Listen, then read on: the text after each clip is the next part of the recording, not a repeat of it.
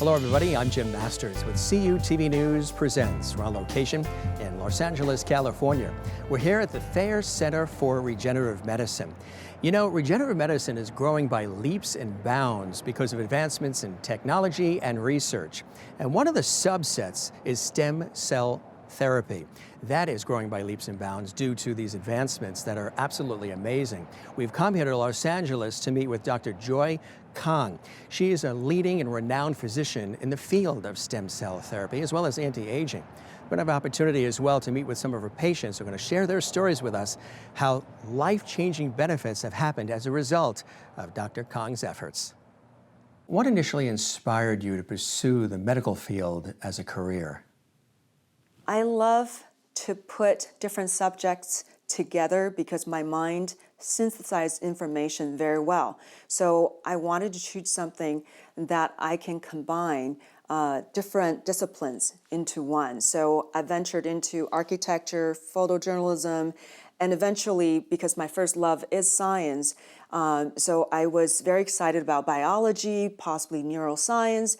But when I did an internship at NYU, that's when I was learning from an obstetrician. And that's when I saw how cool it is to actually be able to talk to a patient, help a patient, and interact with a person. And then, so there's a social aspect, psychological aspect, and then at the same time, you're utilizing technology and science. So you're kind of, you're combining everything together. Doctor, what was it about regenerative medicine and specifically stem cell therapy that really captured your attention? I think the most exciting part is how holistic it is. I'm giving somebody something that is not a molecule, is not a simple plant with multiple molecules, but is a cell that has a DNA and has the ability to respond to environment. And the potential is phenomenal because it's that potential that led to the development of a human being from an embryo. So I wanted to tap into that potential. So what did the science show? The science actually showed that it helped a lot of different conditions. And that's the exciting part. You know, in theory, wow, that's amazing, that's incredible.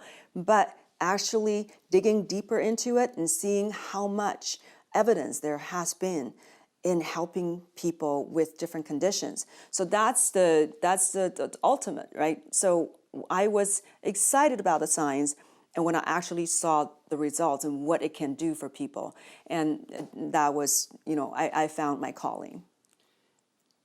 You've worn a lot of hats in the medical field. You were even the medical director of an alcohol and drug rehab center in Los Angeles. Tell us about that and some of the other things you've done in this world of medicine. After finishing medical school at UCLA, I actually went into residency. I worked at the VA hospital, so I had the good fortune of working with a lot of veterans. And what I chose is psychiatry because I was very fascinated by the brain. So from there, gradually I moved on to more alcohol and drug. You know, that's kind of a little bit more interface between medicine, traditional medicine, and psychiatry. So it's kind of a bridging. It's a bridge, and I just thought I could bring a new perspective into the field because I've always believed in an integrative approach. Even when I was doing psychiatry, I was basically functioning as both a primary care doctor and a psychiatrist because so many things the patient was experiencing wasn't really addressed by their primary care physicians. So when I was there, I wanted to look at their entire health, and I wanted to look at different factors, you know, the nutritional aspect, you know, toxicity aspect, and hormone aspects. So all these things were not addressed by either the traditional primary care or the traditional psychiatry. So I was doing something, I was trying to bring things together again. So in alcohol and drug treatment, I wanted to do the same because I knew this is more than just a a psychological, some kind of, blockage and dependence or physical dependence. There's much more to it. There could be a lot of imbalances. So that's kind of what drew me to the area where I feel I can make a little bit more changes. In those settings, I can implement certain testing, and that's what I started doing. I was offering micronutrient tests and hormone testing, genetic testing, so I was optimizing these patients' health in the rehab centers. So let's define for the folks watching, what actually is a stem cell and how does it work? So there has been an evolution of our understanding of how stem cells work. So initially people think, oh, stem cells, they replace tissue. So if there's an injury in your tissue, we better put a stem cell there so they can start dividing and replace the tissue. Or there's something happened in the brain, we have to put the stem cells in the brain. And then as we start to do more research and more clinical studies, then we realize, wait a minute, a lot of those cells don't become tissue, but the person still heals, the person improves. So what's happening? So what happened is that really the majority of the effect of these stem cells is what's called paracrine effect. So paracrine is really about sending signals to local tissue environment and tell the cells what to do and mobilize the immune system to get the right cells to the area. So you're promoting a local effect. So these stem cell therapy, most of these therapies are relying on what these cells that after infusion are able to tell your body what to do. So that's a new, most scientists have accepted, and I think a lot of clinicians are beginning to know, but a lot of, I think, public still have the misconception. They think the stem cells will go into your body and replace your tissue, and that has been disproven. So the other thing people don't realize is that just because, for example, a very exciting thing, paper published this year about stroke victims using stem cell therapy. So people used to think, oh my God, there's blood-brain barrier. We have to deliver the cells into the central nervous system, either through the spinal cord or somehow, get into the brain itself. And they found out when you do stem cell therapy, comparing to injecting directly into the brain versus just putting in the IV in the bloodstream, the people who suffer from stroke always get a superior recovery when they do it through IV therapy, not directly injecting to the brain. So guess what they found out? Spleen is an incredible organ that's orchestrating the repair. And the immune response, initial response, the inflammation, and then the later response and how to mobilize repair is pivotal. So when you put in stem cells in there, it's able to modulate multiple organ systems, including the spleen and the peripheral lymphoid system. So the way our body heals is way more complex than we thought. We think, oh, we can just put cells there and they will do their thing. But no, we have to, engage the entire body. That's a holistic approach that I think we're still trying to understand. So then let's talk about stem cell therapy. And what is stem cell infusion? How does that actually work? It's not just stem cells, it's also a lot of other cells. So some people don't really like the idea of stem cell therapy, saying stem cell therapy. They want to say cell therapy. So it's really a group of cells, including stem cells, that's helping with the repair. So when you infuse it, when you put it into the vein, what it does is that the cells will go through your venous system and go back to the heart, and the heart will pump it out to the lungs, and from there it's oxygenated, and then it's go back to the heart and gets pumped out to the rest of the body. So there is some trapping initially in the lungs, but gradually the cells will migrate out. And the cells also tend to gravitate towards certain organs, like the very well perfused organs such as liver, the spleen, but there may be a reason it's gravitated toward something like the spleen, because that's their function. That's how they exert their benefits. So when they get into the bloodstream, they will send signals. It's almost like mimicking what the cells were doing when you had, without infusion. You're just sitting there and you cut yourself and there's injury, and all of a sudden the injured site is going to send some signals, right? So some cells will get into the blood vessels. So instead of waiting for the cells to get into the blood vessels, we injected the cells into the blood vessels. So the cells can find a signal and get to the area of the injury and inflammation and start producing that local effect. So are there more than one kind of stem cell? What are some of the stem cells that are in existence, and what role do each of them play? There are different ways of categorizing it. The initial, what people talked a lot about is embryonic stem cells. Those are the earliest ones. So the embryonic research is, taking cells from an embryo about 5 to 7 days old and taking one of the cells in an inner cell mass. So they are totally potent, which means they can become anything. They can become the entire organism. So as you gradually, as the embryo grow and you start to get more and more differentiation, more functions, more regions, they start to specialize more. So they're still stem cells, but they're losing some abilities to become other things. So they're going toward a direction. And so different surface receptors may surface, and their capacity to turn on certain genes change. So they go down certain route. They're all stem cells, but they start to lose different abilities. So when people say stem cells, you don't lump them all together. So there's very potent stem cells, totally potent, and then you have less potent ones, pluripotent, and then you have less potent one called multipotent, then you have tripotent, bipotent, unipotent. So start going down the ladder.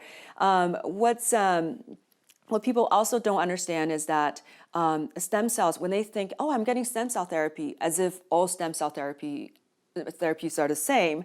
But when you get stem cells from your own body, those stem cells are drastically different from a stem cell I can get from, let's say, umbilical cord. They're very different cells. I teach courses and I show to doctors the research statistics of what's a direct comparison between these cells. They behave completely differently. So just, I think this is something that the public needs to know, that they don't understand that not all stem cells are created equal. So the first stem cell therapy conducted was actually the bone marrow transplant, that a few decades ago.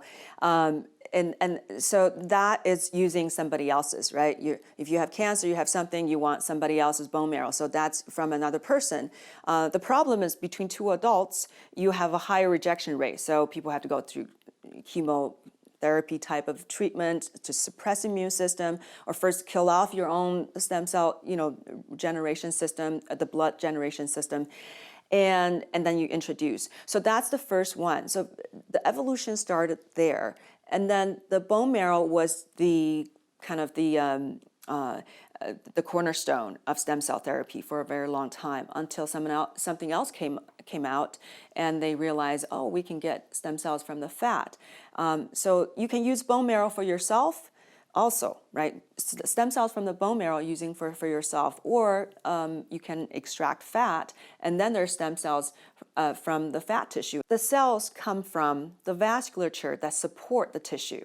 So all along the vasculature of the fat, there are some mesenchymal stem cells and other type of cells. So you extract those cells, and you can use those cells on yourself. So that's a younger technology than the bone marrow technology. But the youngest one is the birth tissue derived stem cells. So that include, anything from the placenta, any placental tissue, umbilical cord, amniotic fluid. So all that is the birth tissue derived. That's the youngest kid on the block. But what's interesting is research has shown that these younger stem cells are actually safer and more potent. So there's a misconception. People think I have to use my own cells. What's interesting is that there's a higher chance of promoting tumors when you use your own cells, because your own cells, when they get older, which your stem cells do get older, they are losing various capacities, including ability to suppress tumor. So when cells are younger, it's almost like they're retaining more of the intelligence, more of the abilities. And when the cells are getting older, including stem cells, they start to lose some of the capacities. So when people live through their lifetime, and they get exposed to, UV light, they get exposed to, toxins, pesticides. All those can cause changes in the DNA of the cells and causing decline of the cells. And these cells, when they get older, they actually can cause harm. So people don't quite understand that using your own cells may not be the ultimate answer. So when somebody comes in for a treatment, is this something that happens regularly? Do they come in from multiple treatments, or is it, a one-shot deal? Or does that depend on whatever the situation is and maybe the condition they might have? It really depends on what they want treatments for. Some of my patients come in, let's say they injure their knee. So if they're fairly young, they're in their 30s and they just had an injury, okay, then we'll treat it and it heals up and you're done, right? So that's a one-time thing. But for people with osteoarthritis, people think it's a wear and tear disease, and it's not, because it's a chronic inflammatory disease. Because your inflammation and your lack of ability to regenerate the cartilage in your joints, that's what's causing the osteoarthritis. Because if you put a knee construct, a piece of cartilage into the knee, gradually that piece of cartilage is going to be eaten up because of the inflammatory environment. So you've got to address the whole body. So I can't just give it to you in the knee. Yes, it's going to help, but if you don't address your entire inflammation, that is not going to sustain. So it really depends on what the cause is. So are we addressing all the causes of what's causing your problem? Stem cells can address a lot of it, can help balance your immune system, can help calm the inflammation, help waking up your stem cells, but there's also a whole lot of other factors, depending on whether or not the person is addressing all these other factors that also, would determine how long their results will last. I was diagnosed 5 years ago with a chronic illness, autoimmune disease, lupus. So I was on prednisone, I took Cellcept, I was seeing hematologists, rheumatologists, and then a friend of mine took me to a cryotherapy clinic, and there I was introduced to Joy Kong, who was doing stem cell treatments for other patients. I've had about 12 cc's, maybe 6 months in between, 6 to 8 months in between. When I got my first 2 cc's, I think it was maybe 2 months later, I got my blood work done, and for the first time in 3 years, all of my tests, all my blood work was completely normal. I didn't have an active ANA, and my liver enzymes, which were always going high, normal is like around 20 to 38 or something, and my liver enzymes were in the 200s. So one of the better things that I noticed in my flare-ups due to prior to meeting Joy, I had a significant amount of hair loss, a whole section of hair about this large. I was wearing headbands to cover it up, and I had to kind of, fold over hair, and I didn't have a lot of hair to begin with, so that was very devastating to me. And after my first infusion, the hair that grew back was significantly thicker and grew really fast. My hair, skin, and nails actually really reaped the benefits of that. So yeah, that's my experience with Joy. But that was after my first round. I kept up with them, and then I also had a gum surgery, gum recession surgery, and I got that done and immediately came over from the dentist to Dr. Joy Kong, and my periodontist was thrilled with the results. I healed so fast, probably double as fast as normal. I mean, I have my health back. I have, my blood work is normal. I know that I'm not a slave to what I was diagnosed with 5 years ago. It sounds like there's a lot of incredible benefits to stem cell therapy. Does it help with a variety of chronic illnesses, neurodegenerative diseases, maybe skin rejuvenation, anti-aging? Let's talk about some of the incredible benefits you've witnessed through stem cell research and therapy. So for chronic conditions, people ask me all the time, would this help my condition, this condition?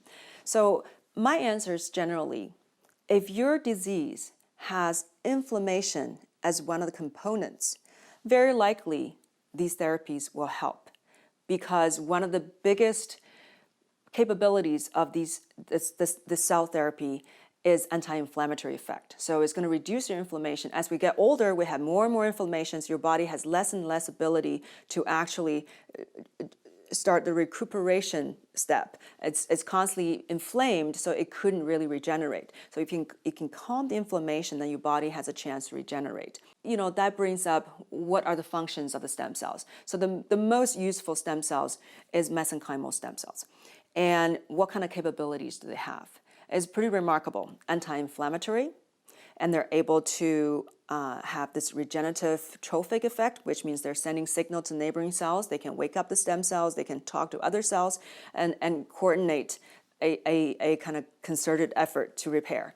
And they also have immune modulating effect, so a systemic effect. A lot of people have autoimmune conditions, and these are able to calm your body to switch from this highly inflammatory state to the anti-inflammatory state. So it changes your entire milieu of your body. And then it has antimicrobial properties. So mesenchymal stem cells can secrete antimicrobial peptides. So it has direct antimicrobial properties, so it can help you fight infection.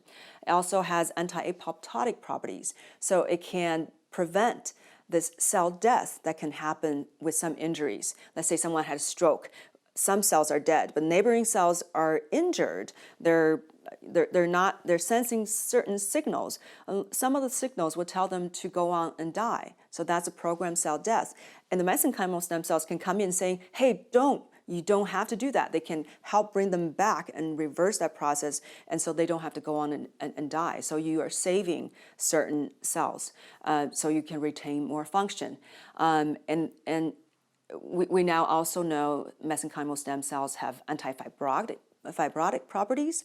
So breaking down scar tissues, including after heart attack, people can have scarring in the heart, and they've shown that it can help break down the scar tissue in the heart. Liver cirrhosis, it can help reverse some of the liver cirrhosis, and or even Peyronie's, people with the penile deviation issue, that's because of plaque, because of scarring, that can help break down the scar formation. So all these can be attributed to by mesenchymal stem cells. So you can imagine with all these properties, how many things we can help.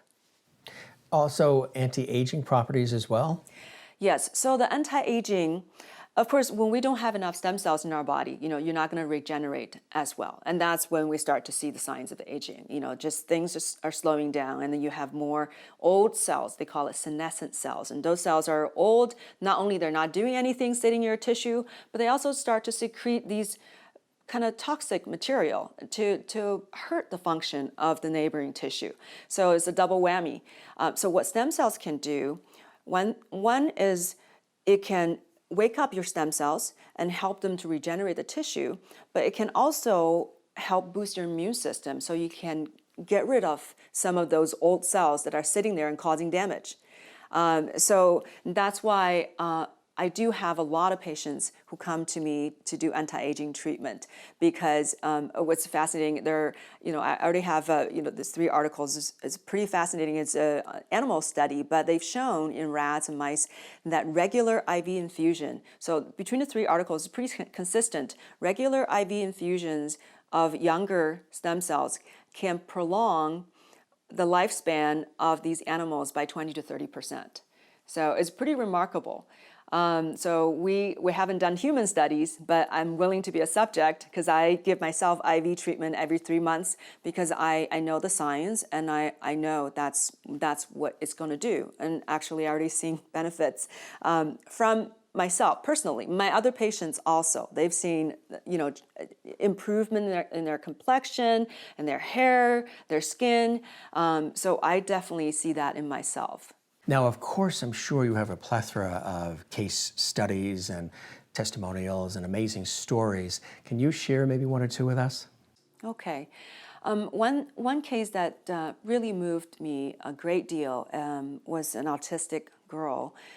She was 6 years old when she came to us, and she was still wearing a diaper, so she had no bowel, control, and she was nonverbal, couldn't say a word. and she also had very weak muscle strength, so she couldn't even climb up the stairs, and parents always had to carry her up the stairs. So I gave her a simple IV treatment. It was very elegant, very simple. I didn't have to drill in her to bone or, put in her spinal cord. I gave her a simple treatment. And they came back 7 months later to get another treatment because they were so encouraged by the first one. What happened during that time is the little girl now has bowel control. It has gotten off diaper, and she has started to speak words. And she was able to tell her parents when they go out to a store saying, potty, I need potty. And the parents will say, oh, can you wait a little bit until we find a bathroom? And then she will hold it. She will hold until they get to a place. And then also she's more interactive. We could see she's more interactive. There's better eye contact. She started to sign with us, and also she can climb up the stairs on her own. Her parents don't have to carry her anymore.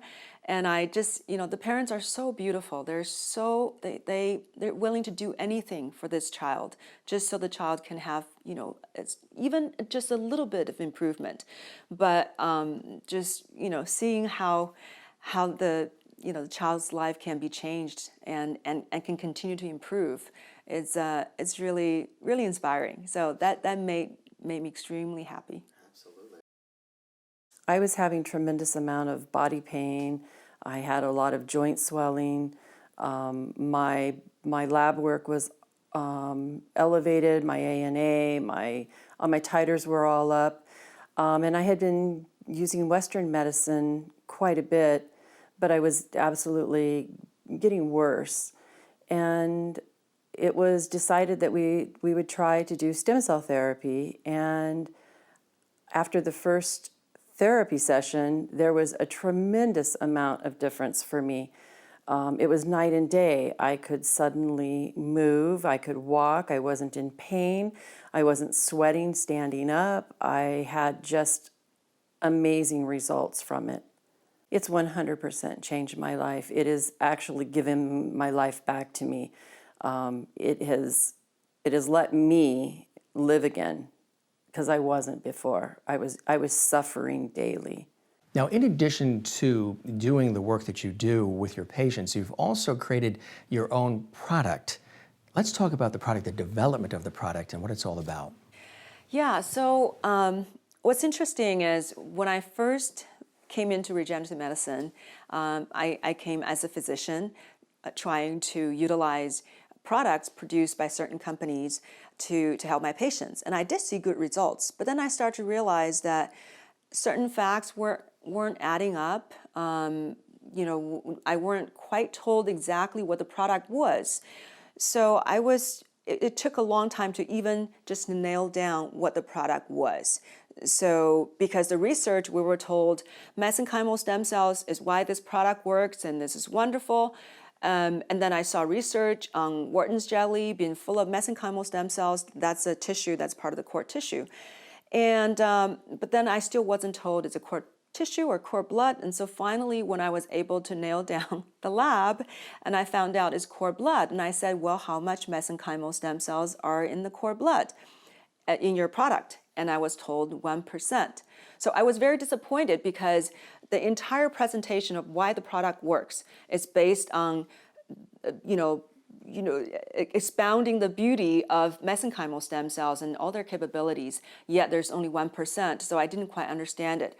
So that's kind of the lot of points of doubt, like why there's mesenchymal stem cells, in abundance in umbilical cord tissue. Why aren't you using that? One reason is because it's very difficult to process. A lot of scientists are very comfortable with processing cord blood because it's very easy. Everything's already in suspension.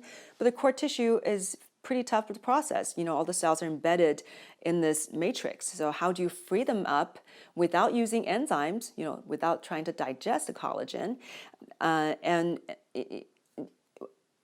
still allow them to be viable, so how do you do it? So that's a challenge. So I was able to find a lab that does that, that they were able to get cells out of the cord tissue, which means the product is full of mesenchymal stem cells. And they worked fantastic. They worked beautifully.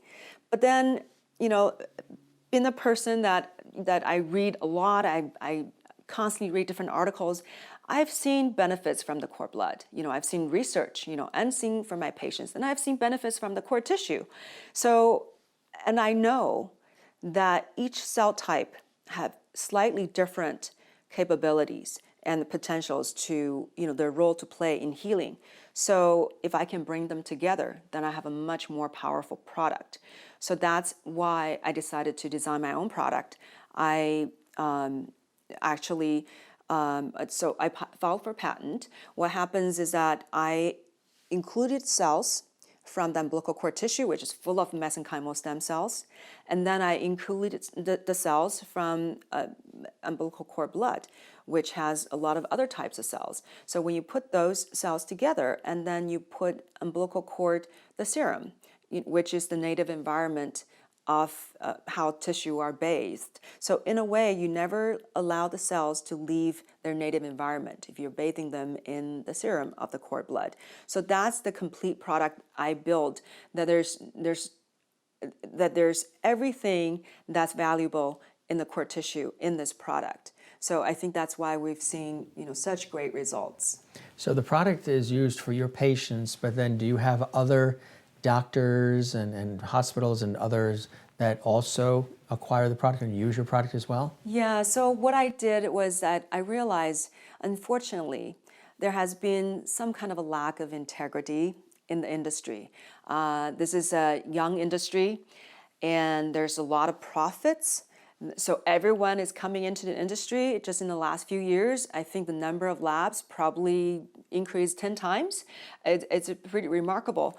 Unfortunately, so many of them will promise you the moon, will say they have everything, yet when you ask for third-party testing, then everything falls apart.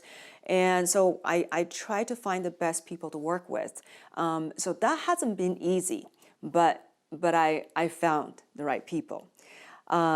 So what I want to do, what I want to stand here and be able to promise is to other doctors, hey, I have done my homework for you because I know according to science what worked the best. And I've investigated all these labs, and I know who has integrity and who is going to produce a product that combine all these therapeutic elements. And when I give that to you, I promise you this is the best product in the United States. So that's what I've been doing. And along with that, I provide a lot of physician education. So we do have a lot of doctors who are coming on because they not only they feel comfortable that they're getting a product they can trust that has good clinical results, and they're also can talk with a physician who can help them, who can guide their way in their own therapy. So yes, we have a lot of doctors who are working with us. And all of this is based on solid evidence-based information too, which is really important, right? Absolutely. So that's why I set up American Academy of Integrative Cell Therapy. So that's exactly to be there so I can teach doctors how to conduct stem cell therapy, and not just talking about my opinion. Actually, I rarely talk about my opinion. I show them clinical evidence. I go through study after study after study. So actually, after they come out of my training, they have close to 200 articles, with them, because I want to show them this is all, everything I'm saying is backed by evidence that someone has spent maybe a few years trying to prove a certain aspect of the field. So it really does sound like it's crucial, it's vital that people do the homework and do the research in terms of if they're looking for a stem cell physician, somebody that specializes it like yourself, do that research first and be very cautious. Make sure you know what you're getting involved in, right? Very much so. It's really unfortunate that we have all kinds of players in the field. I don't know if you heard about just last year, October, Livion, which is the largest stem cell provider based on umbilical cord blood. There were 12 people hospitalized because of E. coli contamination, and that's completely unacceptable. There's no reason, if they follow the right protocol, there's no reason E. coli should be ever there. So that's just really unfortunate, and unfortunately it taints the whole industry.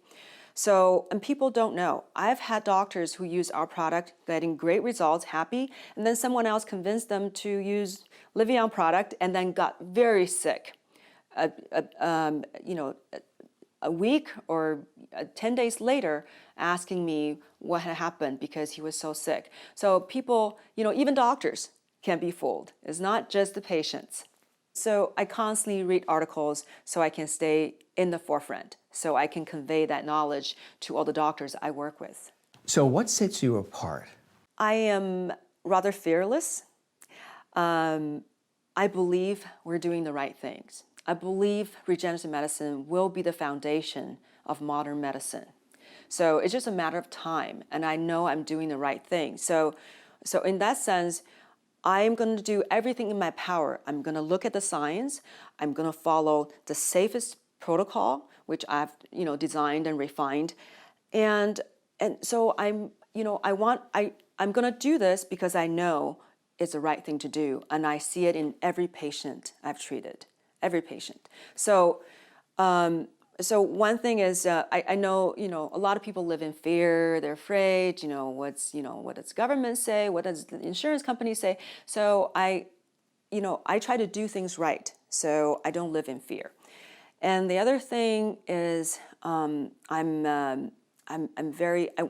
need to understand it in my head. That's why when I first started learning about regenerative medicine, I quickly started to dig, and I couldn't stop because I need a very clear picture in my head so I could understand what I'm doing and I can explain to patients. I can't just say, oh yeah, this does this. I need to understand it from the very beginning, from when the egg is fertilized. So from then on, so what happens? What's each stage? So I have a full understanding. Then I feel I can really master what I'm giving. So maybe, I don't know how many doctors want to spend that much time reading and reading and reading. So and the other thing is, I guess it's part of the fearlessness, that's why I started my own company, because I felt I can do a good job. I can get this knowledge out to doctors and I can get the best product because I believe I can do it. Because, someone else hasn't thought about it. I thought about it, so I guess I can do it. So when I kept learning and I realized, my God, I've accumulated all this knowledge. I better give it to people. So that's why I started teaching. So in that sense, I guess I'm not the most common doctor. And now we're at Dr. Kong's alma mater. We're here at the UCLA campus in Los Angeles, actually right in front of the Ronald Reagan UCLA Medical Center here at UCLA. And this is a place that's very near and dear to Dr. Kong's heart because a lot of her education, formal education, came from UCLA. It really is a very special place for you in your educational career, isn't it, Dr. Kong? Yes, it's absolutely. It's an amazing place, and we've got some of the best professors that really built a solid foundation for me in my Western education training. But interestingly, there are also classes offered that help students to understand the Eastern medicine and how to combine the two. So I actually got a taste of that, which really is a holistic approach to a person's health, which I'm utilizing right now in stem cell therapy because it's a derivative of Western medicine, but also is a very holistic approach, addressing multiple organ systems and multiple factors all at once. So I just think I got a great start in my career here. I know you're passionate about this topic, and this subject. Why do you think that preventative medicine is sort of lacking in the medical world these days, and why it's important that it's addressed? The way I look at medical industry is that it's this giant behemoth that's moving very, very slowly. What the new science has shown usually takes about 20 years for this machinery to actually catch up. And the other problem is that this machinery is controlled by a lot of companies that has vested interest in seeing it operate the way it is. Unfortunately, I found out later, not when I was in medical school, but later on, that the medical school and the FDA, they're all heavily influenced by the pharmaceutical industry. So that's really unfortunate if there is incentive to keep selling the drug and keep people on the drug and making huge profit. So why prevent? Why prevent people from getting sick? So because of how doctors are educated, there's really no emphasis on prevention. We weren't taught on how to keep people healthy. We are ignorant about how to keep people healthy. We only know when they get sick, we can run these tests and we can figure out what's wrong and we can give them medicine. That's our entire education. I went to UCLA Medical School, we had maybe half an hour of nutrition. When people come to me asking me advice, asking about herbs, when it says clear with your primary care doctor about before you take this herb, most of them have no idea what that is. They had to look online. So the entire education is very skewed to wait until people get sick and then we'll fix them. But unfortunately, I worked at the VA for some time and I know how medicine was practiced. And everyone comes in to primary care with a bag of medicine, either the least is 5 or 6, the more is close to 30 medications. A whole bag of medication, that's all they're taking. It never gets smaller, it just gets bigger and bigger and bigger. They get more and more medications. So it's not working because these people are not getting any healthier.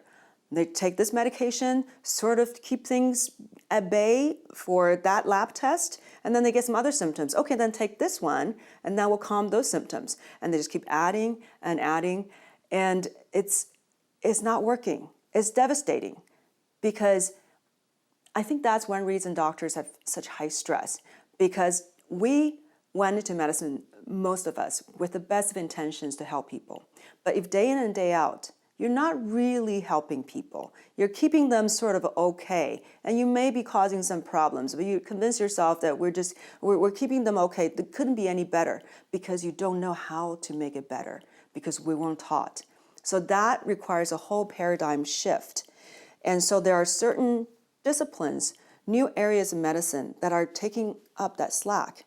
Something like functional medicine, or what's called integrated medicine, anti-aging medicine. It's all about the same thing. It's looking at the body holistically. It's looking at all these factors that could affect your health. So how about we address each one? We don't just wait until you get sick and we give you a drug attacking a single mechanism, but we're looking at all these factors that could have contributed to you being sick. And then we're slowly peeling away the onion. We get them off you. We get all those toxicities off, we replace your nutrients, and we tune up your hormones. So then you start to heal from the inside out without those medications. If you're really sick, I don't object to medications, but that can be the solution. So one thing you alluded to earlier was that, obviously you can come in for stem cell therapy, but there's certain things that the patient has to do as well, and that is watch their diet, nutrition, exercise. You have to take responsibility and play a role in conjunction with stem cell therapy, right?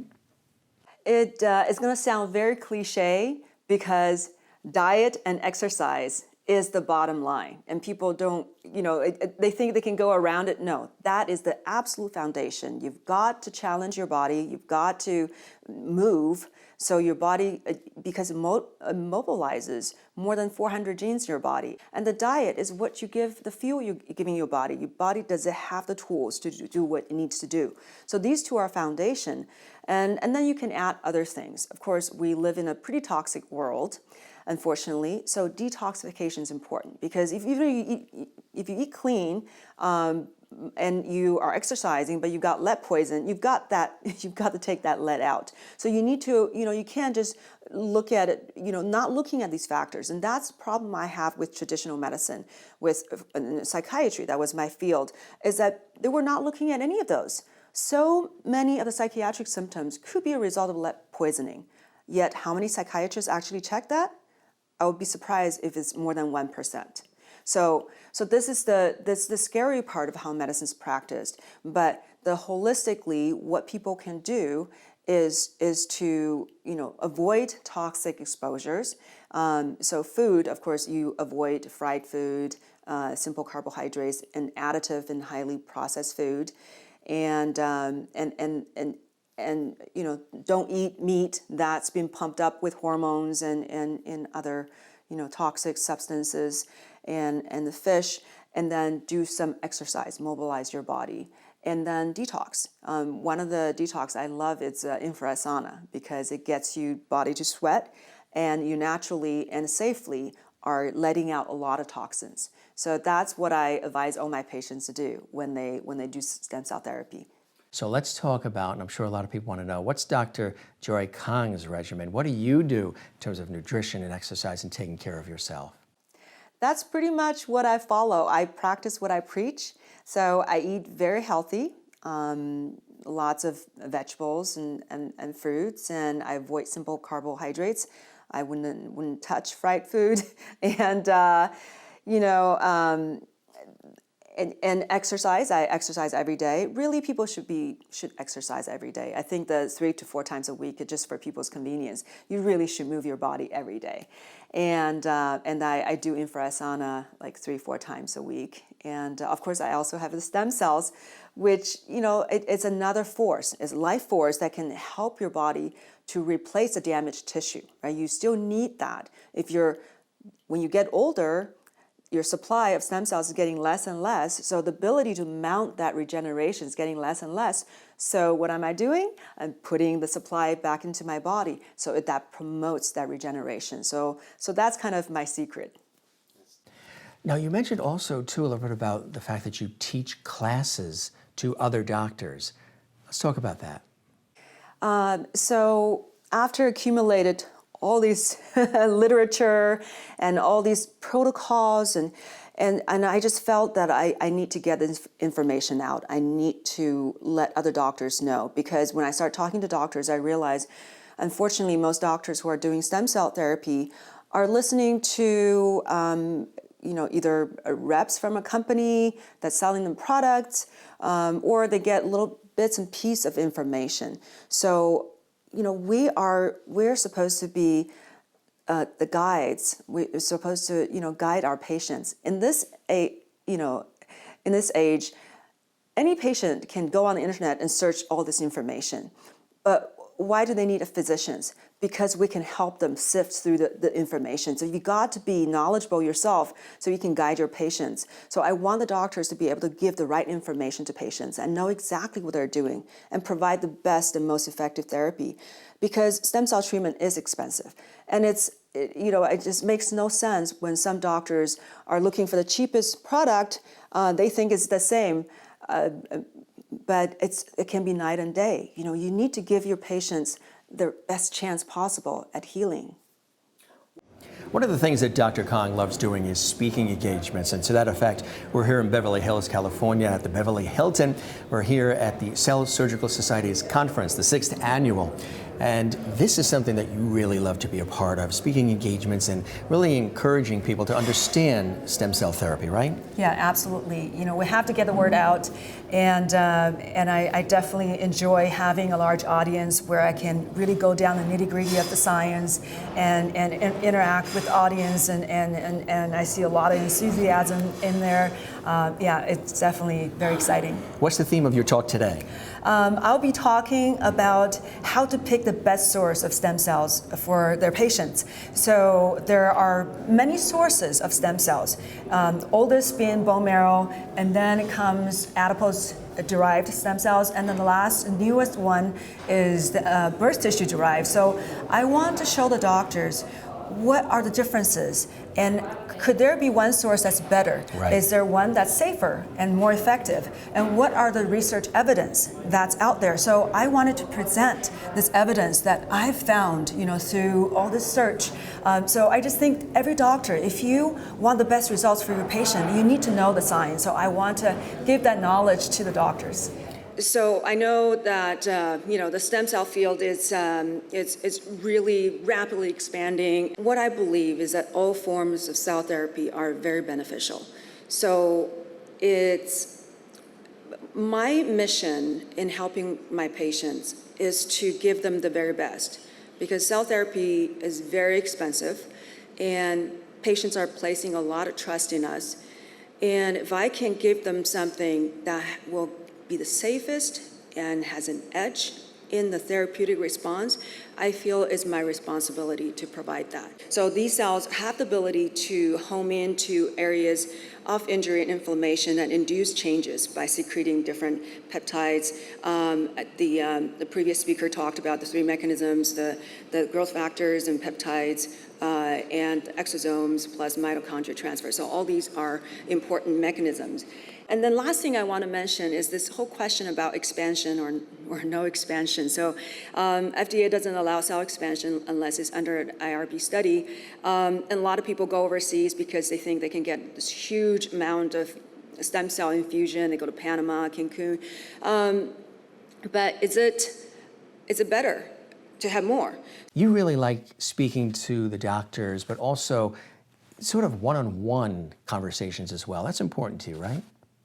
Right. I love both. I love teaching doctors, whether on the phone or in person when they come to my office. Sometimes they come to receive treatment there, and it always becomes a teaching session. I walk through with them, and we have fun, and they get really excited because it's very exciting science. And then going to conferences, of course, you can reach a lot of people. I do find it energizing to be able to get information out to so many people. And so much of what I'm teaching, nobody's talking about. But all the evidence, the research is there. So someone has to let people know. So do you feel that stem cell research and therapy is the future for medicine? Yep, that I believe. What I'm already doing, I'm trying to prevent people from getting sick. When I do the anti-aging treatment, it's not just about keeping them young. I'm preventing them from getting sick. I'm repairing all the systems are slowly going downhill so they can maintain this level of health. They can get rid of the bad cells when they emerge, and they can, keep all the organ system function optimally so there's less chance for disease to emerge. And also, when people do get sick, because sometimes they do get sick for all kinds of reasons, toxicity, injury, when they have to do certain treatment. So, of course, I can treat them with, I can give them stem cells that will help their body's ability to recuperate. But even for people who have to have surgery, I've had quite a few patients who would need certain surgeries, orthopedic surgeries or even cosmetic surgeries, and they will come to me to get stem cells before surgery, because it speeds up their healing probably twice as fast. And I've seen that over and over again. So eventually it's going to be the foundation. If you have to have something done, you should get stem cells. And you're going to get better surgical results. You're going to heal much faster. So, who wouldn't want that? Exactly. The idea of using the stem cell therapy was brought to my attention just by a surgical procedure I was doing in the hospital. I had my orthopedic surgeon who was operating, and I was operating in the mouth, being a maxillofacial surgeon. And I know that he would take the bone and give it to me immediately, and I would use it in the graft. In that time frame, as minutes of it is, 80% of those cells die. So you're not transplanting cells, and those cells that are there are at the end stage of forming bone. That's when I got the idea of using the bone marrow aspirin. And I've written a number of articles and textbook chapters, on the procedure. But then the results have been so phenomenal, and that's what got us started. The approach of using stem cells in what I just described, or age regeneration, has been around for a while, and people have been using other forms of stem cells for quite some time. So when it came to my attention that a better way to do this was using umbilical cord stem cells, the next step was to evaluate where these cells were coming from and the quality of the cells. That got me to Dr. Kong. Upon that information, I attended a lecture given by Dr. Kong and saw what she was doing and wanted to evaluate her professionalism, which was excellent. What was interesting with Dr. Kong and my recommendation is that the quality of the umbilical cord stem cells is so high. And the situation is, as I see it, is that stem cell therapy will be the vanguard and will be the frontier of medicine and surgical treatment for a number of diseases that we know about. It's going to take a while for the clinicians to come on board with this. They're very slow in order to accommodate new ideas and new techniques. It will happen, but I cannot tell you if it's going to happen next year or 5 years from now. But you cannot argue with the biopsy, and you can't argue with the results. It's a matter of changing minds. What are some of the other services that you offer here at your center in addition to stem cell therapy? Yeah, so because I believe in an integrative approach, I've always intuitively know that our health is a web. Is all these things are working together, pointing in different directions. We're not a linear thought. And that's unfortunately kind of the pitfall that Western medicine has fallen into. It thinks that, okay, wait, everything has a cause and has an effect. But it can't quite think in a way that there can be so many causes, and then it gets lost. It doesn't know what to do because its whole way of dealing with is find one cause and one solution. So because I know we're affected by so many things, I'm going to address all those things together. So everybody comes to me for stem cell treatment. I always tell them nutrition is key. We need to make sure all your nutrients are there. And then I also check their cardiometabolic, the status, because I need to know is their body processing sugar correctly? Do they have too much cholesterol? Is that going to be causing vascular problems? Because that's going to affect your entire body. And omega fatty acids; those are very important for the health of many organ systems. It's essential for the brain, immune system, heart. And then I check for thyroid, which is a master hormone. It's a very comprehensive test, and male or female hormones, which do decline with age and should be addressed. So these are the kind of the scope, the test I do. There could be a lot more, but these tests is going to cover probably about 75-80% of the web. So I'm going for a tangible amount of this web that I can grasp and address. What do you see as the future of stem cell therapy, doctor? What I see is that people are going to utilize the therapy to not get sick, that they're going to have the time of health. Instead of people getting sick, start to get aches and pains and start getting sick in their 50s and 60s, and they're, oh yeah, of course I'm getting this way because I'm getting old, but they're going to not be sick.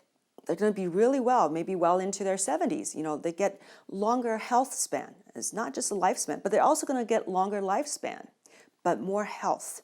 And when they do get sick, we can utilize stem cell therapy to give them the extra jump for their body to repair. So that's what I see. That's why it's the foundation. Not getting sick and then getting you better faster. Why do you love this work that you do? Because I see results. Because I actually feel I'm very useful. That was one thing that was difficult. I think it's difficult for a lot of doctors, and they don't know where to turn. They don't talk about it. But there's a high suicide rate in physicians. But what I do is that I get so inspired by what happens with my patients. I'm excited. They make my day when they tell me that they're getting good results. They're able to do things like they couldn't do before.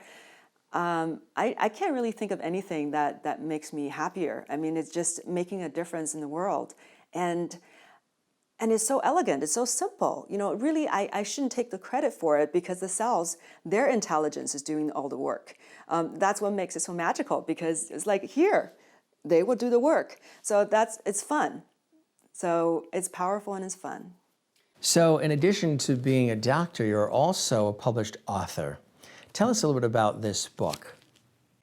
Yeah, so the book really was inspired by my own life experience. I grew up in Beijing for my first 20 years, so I actually went to university, studied architecture for 2 years, and because of policy change in the government, I had to make a decision whether or not to come to the United States. And making the decision of coming to the United States doesn't mean that I could get here, because My family knew nobody, and there was really no reason that I could be here because all my friends were telling me, it's ridiculous, you're even trying because it's just about impossible. And I said, you know what? I want to be there. So if I don't try, I will never know, so I'm just going to do it. So I encountered various obstacles along the way. But I had an idea. I felt it was my right to seek my own freedom and my own fulfillment. It's like it's me as a human, that's my right. So nothing should stop me. So because I'm doing something that's righteous, then I'm going to get there. So I did whatever it took. And that's the book is about, the story of me single-mindedly wanting to be there and what took place that actually got me here and what happened after I got here. It wasn't really easy when I got here. So, and then eventually, all that is a very interesting story, but that kind of set the foundation for what I encounter later in life. Because I literally think that was the biggest challenge in my life, to be able to get out of a country who didn't want you to leave and get into a country who didn't want you to come. So now, whatever I undertake, for example, taking on this regenerative medicine, wanting to help advance the field, I don't think it's going to be more difficult than getting out of China. So in a way, it's a little bit of parallel. And also in regenerative medicine, it's another thing that's righteous, that I feel I know how it's helping people. I know how safe it is. And I want the medical world to understand that we have this incredible tool at our hand and to utilize it. So because I know it's right and it's going to be there, so I'm fearless. I have the same single-minded mindset. So in a way, the book is kind of bringing it home about this kind of journey, the person I think, I wish everyone can undertake. So what do you hope people get out of this book when they read it? What do you hope that they're left with? Courage. I want them to dare, because I realize the most valuable thing and the most incredible thing is actually you, life. You are a life force. Imagine something from a little embryo, a little, cell becoming you. And if you have your mind set on doing something, you can do it. And that's what I did in China. From something that's seemingly impossible, but I did it. I don't know how, but I knew I wanted it. And somehow that created that energy that is going that way. There may be setbacks, but it didn't matter because I wanted that. So I want people to realize that there's so much power within you that a lot of people underestimate themselves. So if they really appreciate this energy, incredible energy that's capable of creating you and could create a lot more and use that. And I just think, it will be a more incredible world. This is a tremendous place, and the work that she is doing is life-changing. And we're so happy we've had an opportunity to learn more here at CU TV News about the incredible work that Dr. Joy Kong and her team are doing. Again, it's work that makes the world a better place. In Los Angeles, California, at the Thayer Center for Regenerative Medicine, I'm Jim Masters, CU TV News.